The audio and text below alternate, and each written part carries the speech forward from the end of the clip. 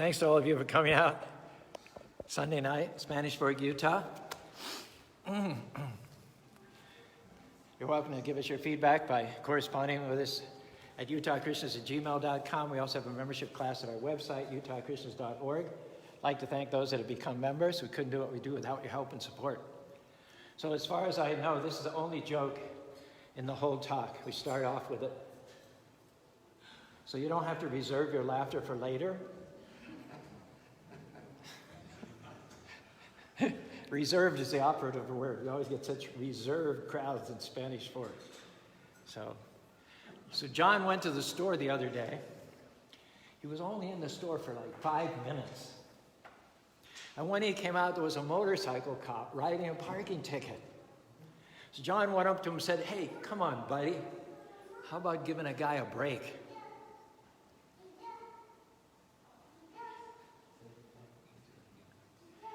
You've got two joke tellers in the house. He ignored John and continued writing the ticket. So John called him a stupid idiot. The officer glared at him and started writing another ticket for having bald tires. Then John got really angry at the cop and called him all kinds of names. Cop finished the second ticket, put it on the car with the first. Then he started writing a third ticket. This went on for about 20 minutes. The more John abused him, the more tickets the policeman wrote. John didn't care. His car was parked around the corner. Our topic today is the road to success. Ultimately, there is an ideal plan for our lives, full of the right breaks, the right connections and opportunities, the right people. You will get married. You will start that temple, that mission. You will pay off your house. You will get that promotion. You will get a clean bill of health. You will get through the pandemic. You will lose that weight. You will get accepted into college. But on the way to your yeses, there will always be what? No's. Thank you. The mistake many people make when they get a few bumps in the road, a few initial no's, is they become completely discouraged, think it's never going to happen, get stuck, and quit moving forward towards their yeses. Maybe you worked hard, but the promotion went to somebody else. The one you thought who was the girls of your dreams broke it off. You nailed the SATs, but you still didn't get into the college of your choice. You have to go through your closed doors before you get to your open doors. When you come to a no, instead of being discouraged, the correct attitude is, I'm one step closer to my yes. Running back Emmitt Smith played 13 seasons with the Dallas Cowboys. He wasn't as flashy as Walter Payton or Barry Sanders. He never possessed true breakaway speed, but his strength lay in his ability to persist. He just kept on running. It took him 13 years to run 9.5 miles. Now, come on. A lot of people get up and do that before breakfast. The big difference is they don't have 11 big defensive players trying to take their heads off when they run. Now, Emmitt's average run over those 9 miles was 4.3 yards at a time. That means he'd been tackled and knocked down 3,983 times. Now, Emmitt Smith holds, as last I learned, the NFL rushing yards record, which is really 16,743 yards of persistence. Do you know that a river, and we've got plenty of examples of this in Utah, cuts through a rock, makes a canyon, not because of its power, but because of its, another word that starts with P. Persistence. What if you could look into your future and you discovered that you would receive 20 no's before you came to your yes? And wouldn't you be prepared to handle it when you face a disappointment or a setback? If you knew your yes was only 20 no's away, you wouldn't give up if a loan didn't go through. You wouldn't give up if you didn't get that big contract that you'd hoped to land. You'd just check it off and say, all right, that's one more no out of the way. Now I'm only 19 away from my yes. Rather than being discouraged, you would be encouraged every time you heard a no. But too many people, when they've hit several no's in a row, they lose their passion, throw in the towel. You got to get this down in your spirit. Yes is in your future. You may have been turned down, delayed, overlooked, but that was all a part of Krishna or God's plan. The no is just a test to see if you're going to get discouraged and settle where you are. Or will you keep moving forward knowing that yeses are coming your way? Prabhupada says here, our guru, the life of material existence is just like hard wood. And if we carve Krishna out of it, that will be the success of our life. I heard from somebody that his supervisor at work was about to retire. He was in line for the job along with 2 other co-workers. He had the most seniority. He'd worked for the company faithfully for many years, but he was passed over for the promotion. They chose a younger, less experienced person. He felt cheated. Situation didn't seem fair, but he understood this principle. He knew there were already yeses in his future put there by the creator of millions of universes. He didn't grow bitter. He didn't quit being his best. He shook it off and kept working unto God. About 2 years later, the vice president of the whole company retired. They offered him that top job. His position now is many levels above that supervisor position that he'd been denied. Can I tell you that Krishna or God knows what he's doing? You might be in a no right now. Maybe a relationship ended, or you were passed over for a promotion, or you lost a loved one. Don't be discouraged. Instead say, I may be in a no, but I'll never give up on my dream. Why? Because yes is coming. Favor is coming. Healing is coming. Promotion is coming. I'm not going to get stuck in a no. I know yeses are in my future. Calvin Coolidge, former president of the United States, he said these words, nothing in the world can take the place of persistence. Talent will not. Nothing is more common than unsuccessful people with talent. Genius will not. Unrewarded genius is almost a proverb. Education will not. The world is full of educated derelicts. Persistence and determination alone are omnipotent. I heard that 90% of all first-time businesses fail. Now, 90% of all second-time businesses succeed. But 80% of those who start one business that fails never try a second time. What happened? They got stuck on a no, became discouraged and think it didn't happen the first time, it'll never happen. They failed to realize that they were just one no away from a 90% chance of success. Have you ever given up a few no's just before a dream was about to come to pass? What if, for instance, you know that you only had 3 more no's and then you would meet the boy or girl of your dreams? Wouldn't you just go right out into the street and ask people so you could get those 3 no's right out of the way and get to the yes, meet that person of your dreams? Do you doubt the effectiveness of persistence? Have you ever seen anyone wailing away with a sledgehammer at a big, big rock? Keeps hitting and hitting. He goes out there for an hour a day, hits that rock, hits it over and over and over again. Day after day, week after week, nothing happens. Seems like he's wasting his time. And then one day, as if by magic, he brings his hammer down on the rock as he's done so many hundreds of times before, and the rock splits into half a dozen pieces. Was it that final blow, or was it all that went before? It was not one single blow, but it was the persistence of the stone cutter.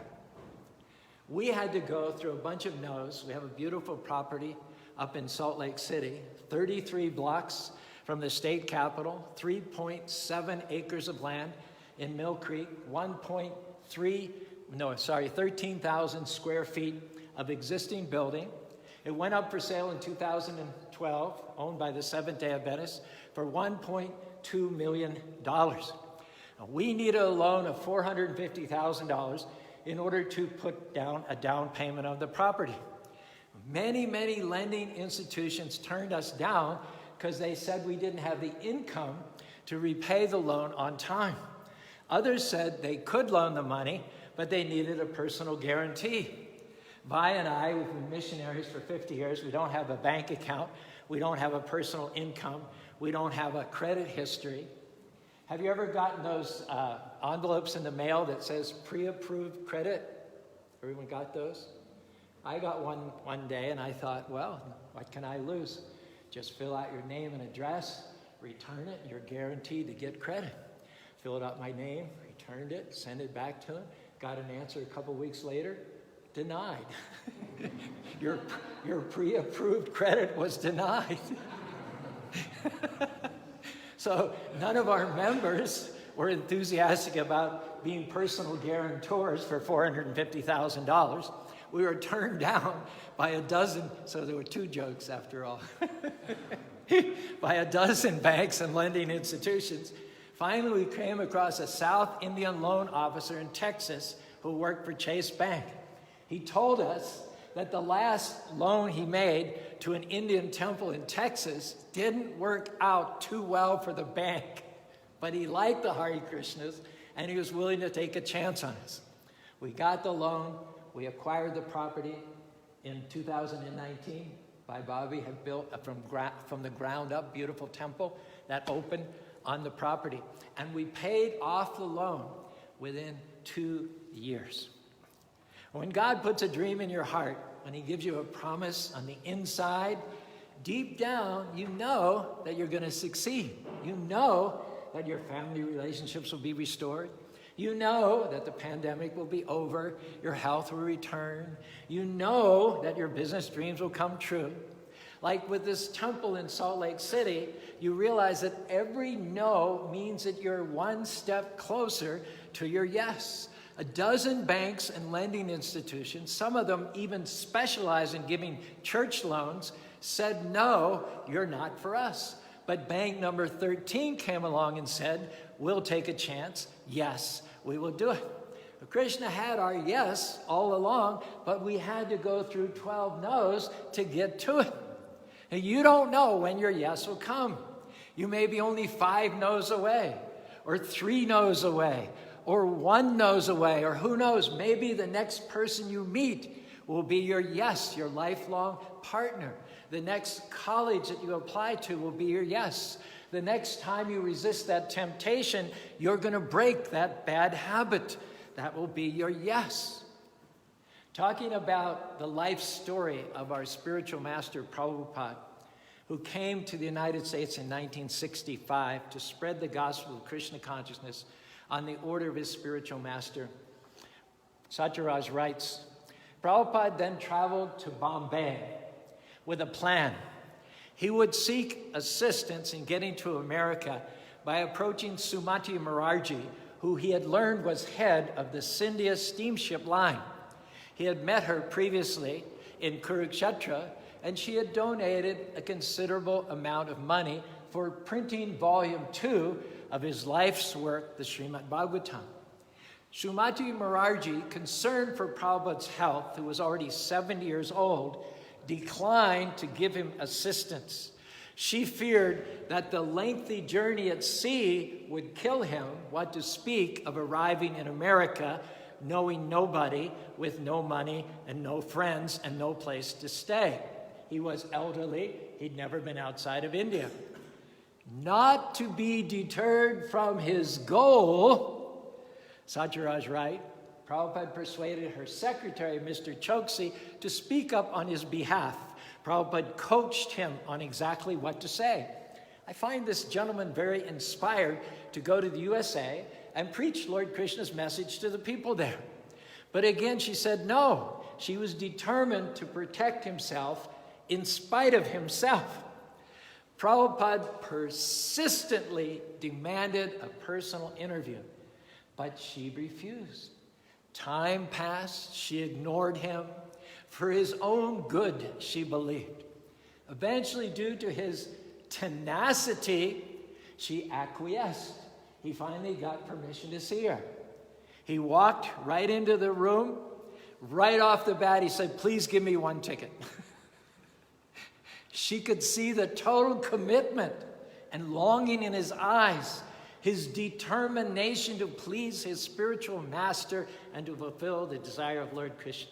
It was simply not possible to deny him. And so she scheduled for him to get a berth on an old freighter called the Jaladuta, which was sailing from Calcutta on August 13th, 1965. With deep concern for him in her heart, she saw to his needs, making sure that he would travel on a ship whose captain understood the needs of a Vaishnava vegetarian. Captain Arun Pandya made it a point to carry extra vegetables and fruits for the Swami on board. Now, my question to you in light of all of this, in pursuit of your God-given dreams, are you willing to go through a dozen no's? Will you keep trying if 5 banks turn you down? Will you stay in faith if 3 medical reports in a row are not good? Will you take a chance on meeting someone new if your last 2 relationships didn't work out? If you're to keep moving forward, you have to keep reminding yourself, yes is in my future. Yes, I will get married. Yes, I will establish that mission. Yes, I will be promoted. Yes, I will fulfill my destiny. I heard a story about 2 sparrows, a husband and wife. They laid some eggs on the beach near the ocean. When they came back, they couldn't find the eggs. They screamed at the sea. The sea had swept the eggs out with the tide. The birds cursed the sea and demanded that they return the eggs, that the sea return the eggs. And when the sea refused and laughed at them, they began taking out a drop of water at a time and throwing it on the land. "We are going to empty you," they said to the ocean. The ocean laughed, called them fools. Some other little birds saw this. They said, "What are you doing?"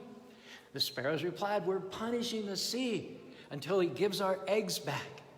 The little birds thought it was a noble task, and they joined the sparrows. After a while, some bigger birds took up their cause. They also started taking out water, drop by drop. News of this effort reached Garuda, the king of birds and the personal carrier of Lord Vishnu. Garuda came and asked, "What are you doing?" The bird said, "Isn't it obvious? We're emptying the sea." Garuda said, "No, it's not that obvious. You're naive. The sea is vast. You'll never be able to do it." But the birds answered, anything can be accomplished with perseverance and determination. We read that in the Bhagavad Gita. Garuda was very impressed, and he said, "Let me show them compassion. I'll ask Lord Krishna to help them. If Krishna demands it, then the ocean will return the eggs." He went to Krishna. "Krishna, I have never seen birds more determined than these. In the Bhagavad Gita, you state that you favor, you grace and bless those who have determination. If that's really true, then these birds are a prime example." Garuda told him the whole story. Lord Krishna said, "This is pleasing to me. They're showing a spirit of patience and perseverance. This is how human beings should try to empty the ignorance from the sea of life, drop by drop. It's what seekers must and should do. The sea of ignorance is vast, and if sincere, true seekers need to empty it and replace it with knowledge and light, they have to do it in the same way, drop by drop, with determination. I'm very pleased with these birds. I will command the ocean to return the eggs." The ocean immediately found the eggs and returned them to the sparrows. Then Lord Krishna smiled lovingly on each and every one of the parrots, scratched them on the top of their heads, saying, "Perseverance, patience, and sacrifice are all of paramount importance in fulfilling one's destiny in life." The message from this story is clear. We have to be determined in our spiritual life to achieve our goal. God helps those who help themselves. When Lord Krishna sees our determination, Yesham tu andagapam jnanam punyak te dvanva mohanirmukta bhajanti mam vritabrataha. When he sees our unwavering, our focused determination, he says he comes and he assists us in the attainment of our goals. I'm reminded of the method they used to train baby elephants in the circus. They take them when they're still small, and they tie a small rope around their legs and attach the rope to a secure pole. The baby elephants naturally try to walk away, and they're stopped by the rope. They pull and push and twist and turn, and eventually figure out they're just not strong enough to break free of this rope, and so they stop resisting, stay where they are. Next time they tie up the baby elephants, they try to break away once again, pulling on the rope to see if they can get free. And when they figure out once again that it's futile, eventually they stop pulling and settle down right where they are. Same thing happens over and over and over again until when the rope is put over their leg, they no longer pull and push and try to break free because they think it's futile. And that's why in captivity, you can walk by a huge elephant in the circus standing passively with a skimpy rope tied around one leg. The elephant has become so accustomed to being held back by the rope that really the thought of the rope keeps the animal in check. It's not the rope that's holding him, but it's the limits that he's allowed to have been put on his mind. If he only knew how powerful he really was, if he only knew that by the time he'd grown up, that rope could no longer hold him, and then they would know what true freedom is. But unfortunately, they don't. What happens to the elephant happens to many people. You may have tried to break an addiction for years, but you failed. You worked hard, but you didn't get the promotion that you sought. Maybe you pursued dreams, but you ran into closed doors time and time and time again. Like the elephant, you let this logjam convince you that it'll never happen. But my question to you tonight is, how do you know that in the meantime, Krishna hasn't removed the rope that was holding your back? How do you know that the next time won't be your yes? The rope separating you from your dream may have been up for many years, but you can break it in a split second. You never know unless you keep trying, keep dreaming, keep pursuing what Krishna God put in your heart. Hare Krishna, Krishna Krishna, Hare Hare, Hare Rama, Rama Rama, Hare Hare.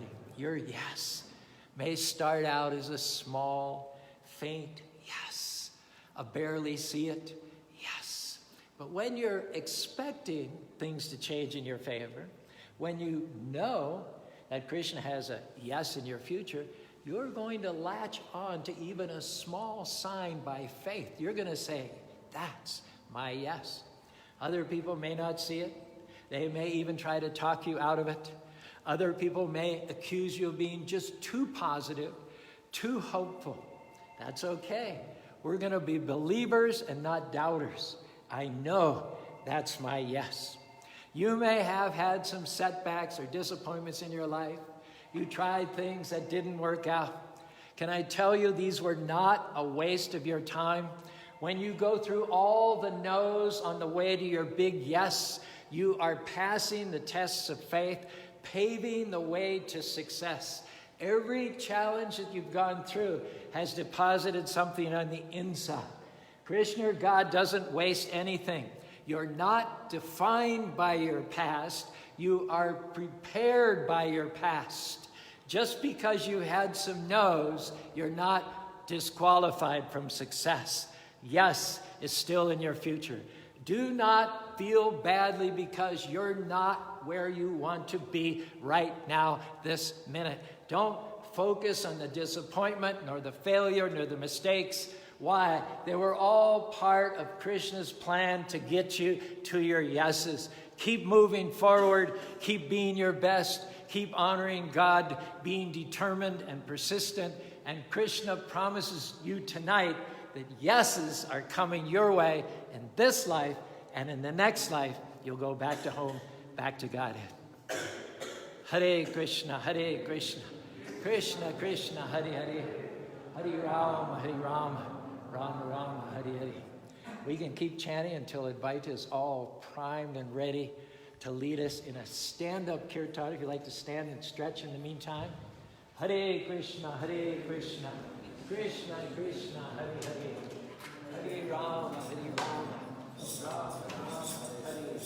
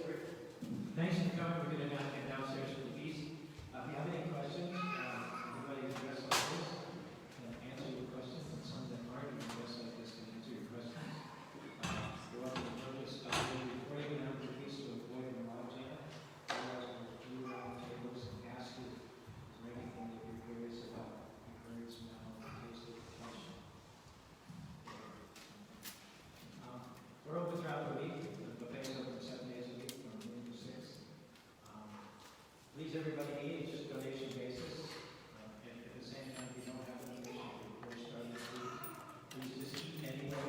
Maybe we're to taste a nice sumptuous vegetarian prasad, irrespective of your financial needs. Their yoga class is also Monday through Thursday at 6:45 evening, preceded by chanting at 6 and discussion on the Veda from 6:15 to 6:45 throughout the evening.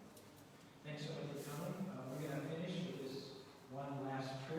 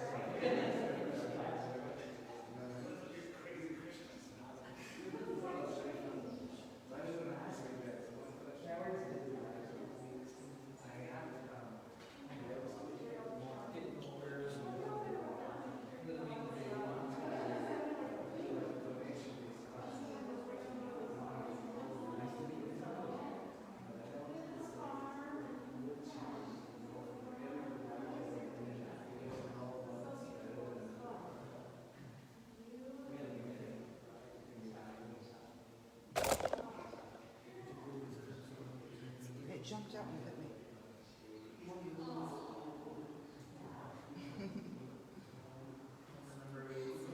I swear it jumped out and attacked me.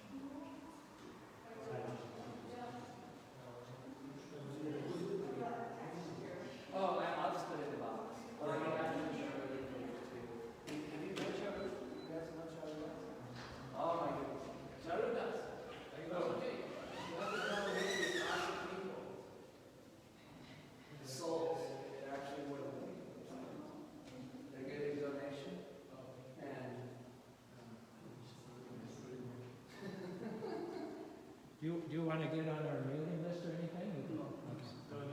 Thank you. Okay.